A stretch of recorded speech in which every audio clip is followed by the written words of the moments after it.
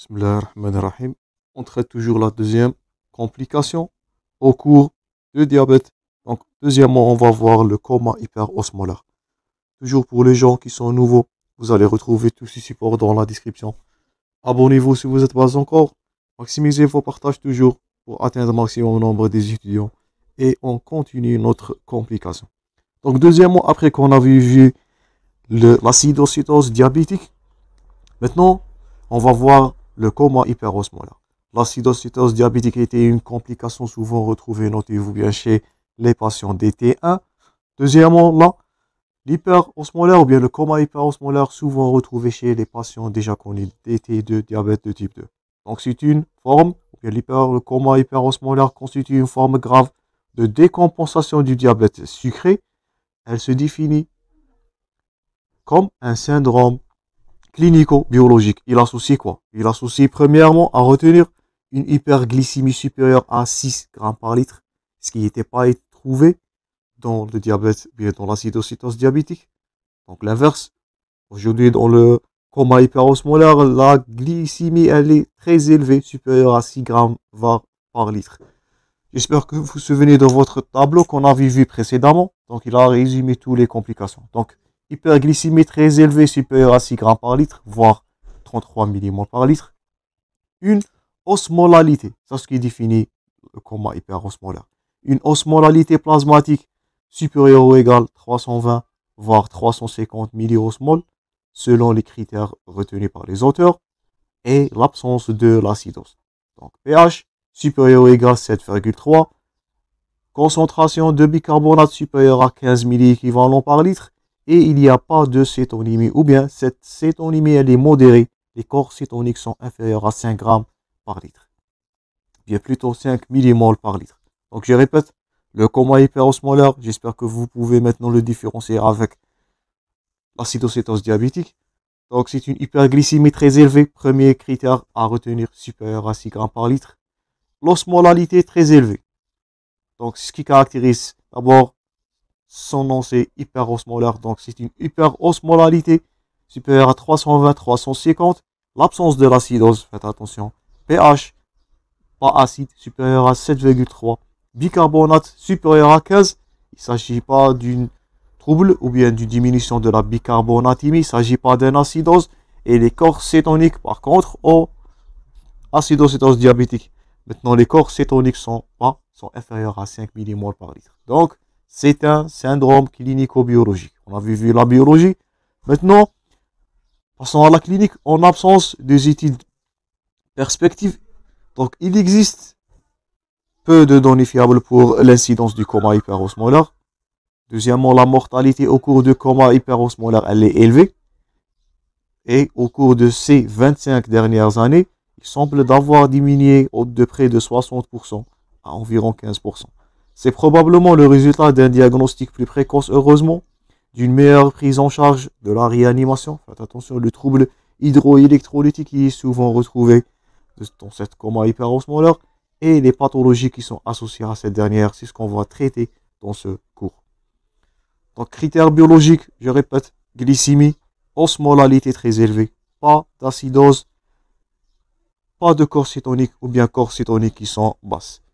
Dans les causes, les sujets qui sont prédisposés à cette complication sont les personnes, notez-vous bien, diabétiques de type 2, âgées bien sûr, méconnues, dans 30 à 5% des cas où ils sont négligés. Donc si vous avez un patient dans un contexte clinique, diabétique déjà connu DT2, négligé, il n'a pas un accès sur l'eau, je répète, ou bien dépendant d'une tierce personne, donc dans 30 à 50% des cas, c'est du diabète type 2 méconnu chez ces patients. Deuxièmement, les sujets qui sont prédisposés aussi sont des patients sous antidiabétiques oraux, plus que sous insuline, ou bien des patients qui ne pouvaient pas ressentir ou exprimer leur soif. Faites attention, c'est les personnes âgées, c'est les personnes qui ont une capacité mentale et physique diminuée, ou bien les personnes qui sont relayantes, ou bien qui sont dépendantes à une tierce personne et qui n'ont pas l'accès à l'eau. Donc je répète, donc si vous avez un diabétique type 2 négligé, donc ça c'est le terrain, c'est les sujets prédisposés. un retard mental, les patients qui ne sentent pas de la soif, les patients qui sont alités, qui ne sont pas accès à l'eau, et les patients qui sont dépendants à tierces personnes pour leur hydratation. Souvent, ils sont malheureusement susceptibles de développer cette coma hyperosmolaire. Les facteurs déclenchants. Donc, quels sont les facteurs qui vont déclencher cette coma hyperosmolaire? Donc, premièrement, on cite, faites attention, les infections aiguës, c'est 32 à 60% des cas. Premièrement, c'est les pneumopathies, les infections de l'appareil urinaire. Donc, ça nous fait rappel aux infections et aux comorbidités. Donc, les infections pulmonaires, les infections urinaires, le sepsis à gram négatif, qui est le plus grave, les accidents vasculaires cérébraux, donc, pourra déclencher un acidose, plutôt un coma hyperosmolaire chez un diabétique de type 2, un infarctus du myocarde, un infarctus mésentérique, une pancréatite aiguë, ah, voilà, et ça c'est une pancréatite due à une lithiase. Et là, ce que vous voyez, ça vous avez vu en gastrologie, donc ce sont des clartés plus larges que hautes, sont retrouvées de façon concentrique, c'est en faveur d'une occlusion digestive ducrale. Et là voilà, peut-être un hématome sous-dural. Donc les patients, donc ce sont des comorbidités souvent retrouvées chez un patient âgé, les pneumopathies, les infections urinaires, sepsis à gram négatif, l'AVC, l'infarctus, dans ces deux formes myocardiques mésentériques, la pancréatite souvent retrouvée après une lithiase, l'occlusion digestive et l'hématome sous-dural qui peut être révélé à un simple choc ou bien un simple trauma sur la tête. Donc tout ça sont des facteurs déclenchants. Regardez-vous surtout, c'est les infections aiguës, pulmonaires et urinaires. Pour la physiopathologie, cette coma hyperosmolaire, elle est due, notez-vous bien le terme, à une hyperglycémie qu'on avait vu dans les critères biologiques, hyperglycémie supérieure à 6 grammes par litre, qui est due secondairement à une insulinémie qui est trop basse. Cette insulinémie pourra être une conséquence d'une insulinosécrétion qui est diminuée, ou bien une insulinothérapie mal poursuite, ou bien qui est insuffisante.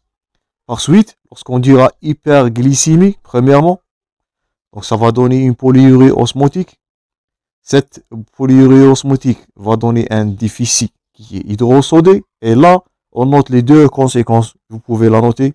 Donc si on vous pose la question, devant le coma hyperosmolaire, quelles sont les conséquences à retenir sur le plan physiopathologique? Vous allez noter premièrement le DEC, c'est la déshydratation. Faites attention, extracellulaire, pas intra. Donc comme conséquence, une déshydratation extracellulaire qui peut donner une insuffisance rénale fonctionnelle, ça vous avez vu en néphrologie, un collapsus, ce qui cause le taux de mortalité élevé, donc déshydratation extracellulaire, et deuxièmement, c'est l'hyperosmolarité. D'abord, coma hyperosmolaire, nommé sur ce critère, une hyperosmolarité qui peut donner des troubles neurologiques et par suite le coma. Donc si on répète, hyperglycémie chez un patient négligé, ça va donner deux conséquences. Faites attention. Déshydratation extracellulaire, je répète. Une insuffisance rénale fonctionnelle par suite. Un collapsus. Une hyperosmolarité qui peut donner des troubles neurologiques, voire un œdème cérébral. Donc ce qui constitue la notion de coma hyperosmolaire avec un risque de défaillance, de collapsus, d'insuffisance rénale avec un taux de mortalité élevé. Notez-vous bien, il ne s'agit pas de cétose ou bien des modérés inférieurs à 5. Et c'est l'hyperglycémie toujours qui est très élevée qui va déclencher cette dernière. Sur le plan clinique, donc cette coma, elle est précédée d'une longue phase d'installation de plusieurs jours. Je répète, ce sont des patients âgés, chroniques, avec des comorbidités, négligés malheureusement. Au cours de cette longue phase d'installation, elle va se développer progressivement, ce qu'on avait dit précédemment dans la physiopathologie, l'hyperglycémie, premièrement, la base de cette coma hyperosmolaire, la polyurie osmotique et par suite la déshydratation. Donc ça nous fait rappel à la physiopathologie, donc elle résume tout ce qu'on est en train de dire. Donc hyperglycémie, ça va donner la polyurie par suite, donc ça c'est l'enchaînement physiopathologique par ordre chronologique, une hyperglycémie qui va donner une polyurie osmotique et qui va finir par une déshydratation. Sur ces plusieurs jours, le patient, il va développer quoi? Une asthénie progressive. Cette asthénie, elle est intensive vers un état de torpeur. Parallèlement, elle est à aggraver ou bien on note une aggravation de la déshydratation. Donc, elle témoigne d'une perte pondérale rapide. Donc, si on vous pose la question, un patient connu déjà diabétique type 2 alité, qui n'a pas un accès à l'insulinothérapie ou aux apports hydriques, ce dernier, il est en train de développer dans ces derniers jours, dans un contexte clinique toujours, une asthénie, une torpeur et une perte de poids progressive. Donc, c'est une déshydratation due à une hyperglycémie sévère. Malheureusement, ce patient, il est en train de développer un coma hyperosmolaire. Donc, j'espère maintenant que vous pouvez maintenant faire le diagnostic et différencier entre l'acidocétose diabétique qu'on a vu dans la vidéo précédente.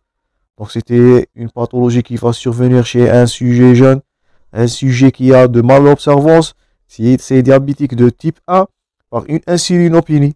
Par contre, la deuxième là, toujours dans un contexte clinique, c'est un sujet âgé, c'est un sujet négligé, c'est un sujet qui va avoir une hyperglycémie sévère, une polyurie osmotique, pas d'acidose, pas de cétonémie ou de cétonurie et une déshydratation à installer de façon progressive. Là, vous allez évoquer la deuxième complication aujourd'hui, c'est le coma hyperosmolaire. Donc, j'espère maintenant, chers collègues, que vous pouvez différencier entre les deux complications. C'est très facile, c'est l'anamnèse et les critères en faveur de chaque pathologie qui vont vous aider. Toujours dans la clinique, au stade de coma hyperosmolaire installé, donc après que la première phase d'installation longue, maintenant, on va avoir le stade de coma hyperosmolaire où cette dernière, elle est installée.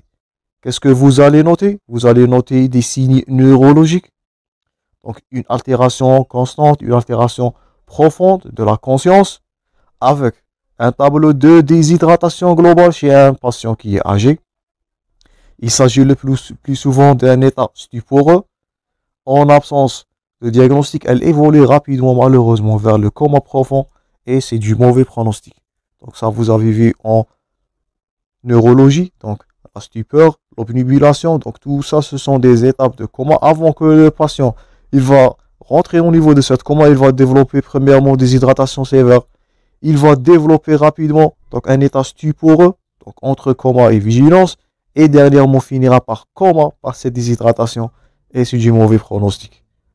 La sévérité de ces troubles de conscience, elle est corrélée avec quoi? Donc si on vous pose la question, c'est pas l'hyperglycémie qui va causer directement cette coma, c'est l'hyperosmolarité qui va donner des troubles neurologiques.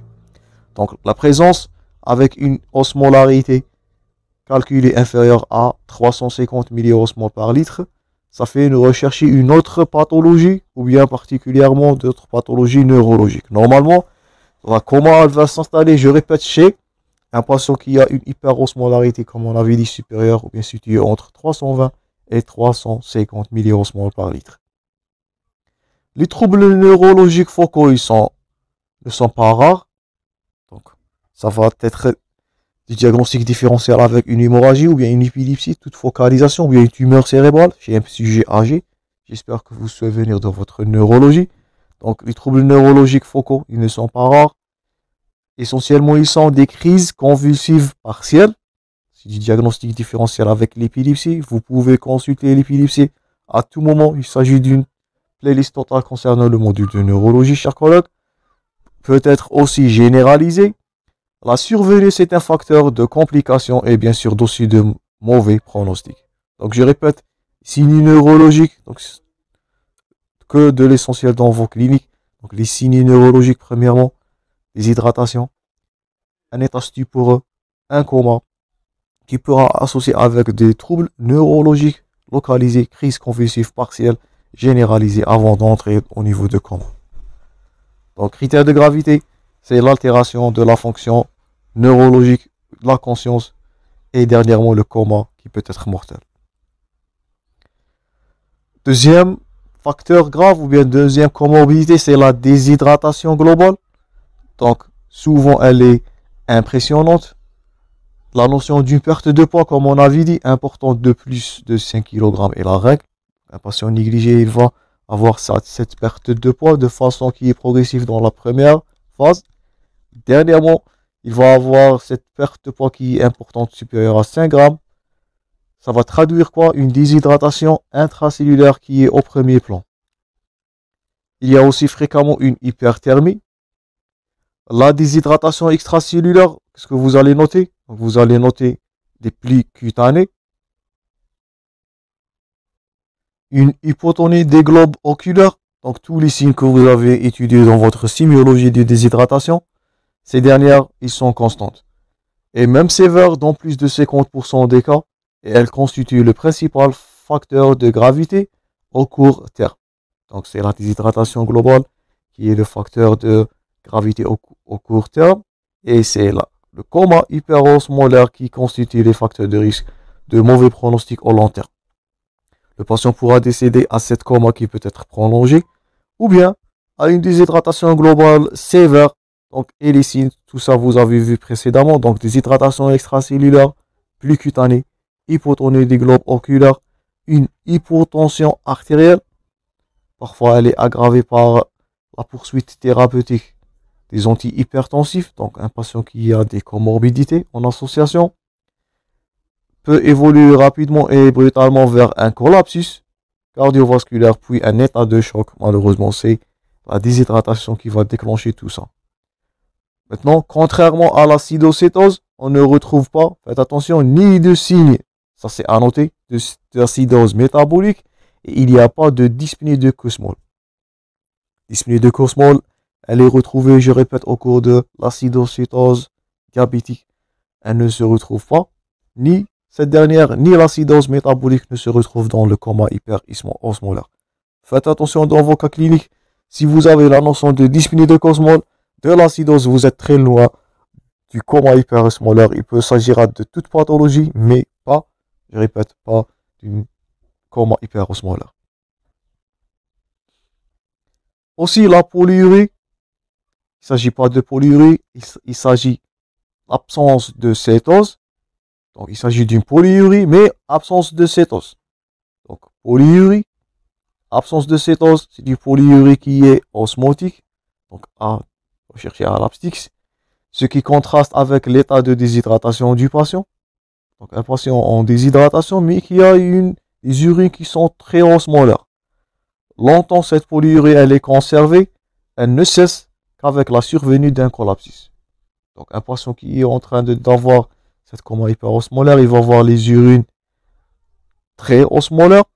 Si ce patient-là, il a de l'anurie ou bien de la polyurie, donc qu'est-ce qu'il va avoir? Donc, polyurie ou l'absence de cette polyurie, c'est un critère de gravité que ce patient il est en train de développer d'un collapsus, voire un état de choc qui est sévère. Donc là, à ce moment, la réalisation d'une bandelette urinaire objective, une glycosurie massive, bien sûr, je répète, glycosurie, bien glycosémie, bien glycémie supérieure à 6 grammes par litre, et l'absence de cétose notable qui est inférieure seulement à une croix. Donc vous pouvez consulter la partie précédente, on a vu le tableau. Donc au niveau de la cétose diabétique, la cétonémie était à 3 croix, voire 4 croix. 4 croix plutôt. Par contre, aujourd'hui dans le coma hyperosmolaire, une seule croix à l'abstix qui témoigne d'une polyurie et l'absence de cétose qui est en faveur, je répète, de coma hyperosmolaire. Donc, ça c'est tout pour la première partie concernant le coma hyperosmolaire. J'espère surtout que vous allez maintenant différencier entre diagnostic ou bien que vous pouvez diagnostiquer soit un acidocétose diabétique, voire le différencier avec un coma hyperosmolaire sur le terrain, sur les signes cliniques. Donc, on va continuer ce cours prochainement et on va aborder les paramètres biologiques, l'évolution, pronostic, bien sûr, le traitement et la prise en charge de cette complication grave. Toujours du bon courage dans vos préparations, chers collègues. Un maximum de partage toujours. On se rencontrera très prochainement. Je vous remercie pour votre attention et à la prochaine.